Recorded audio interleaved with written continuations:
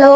അപ്പൊ എന്നെ അറിയുന്ന എല്ലാവർക്കും അറിയാം, ഞാൻ നാട്ടിൽ വന്ന ശേഷം ഏറ്റവും കൂടുതൽ മിസ് ചെയ്യുന്ന കാര്യം വറുത്ത മിച്ച ഐറ്റംസ് ആണ്. എനിക്ക് കടപ്പലഹാരമൊക്കെ ഭയങ്കര ഇഷ്ടമായിരുന്നു. ഈ പഴംപൊരി, പരിപ്പുവട, ഉഴുന്നുവട ഭയങ്കര ഇഷ്ടമാണ്. അപ്പൊ നിങ്ങൾ ഇന്ത്യൻ സ്റ്റോറി പോയപ്പോൾ ഞാൻ സാധനം വാങ്ങിച്ചു, ബനാന ഫ്രൈ ചെയ്യുന്നത്. ഓവനിൽ 2-3 മിനിറ്റ് വെച്ചാൽ മതി എന്നാണ്. അപ്പൊ വെക്കാം.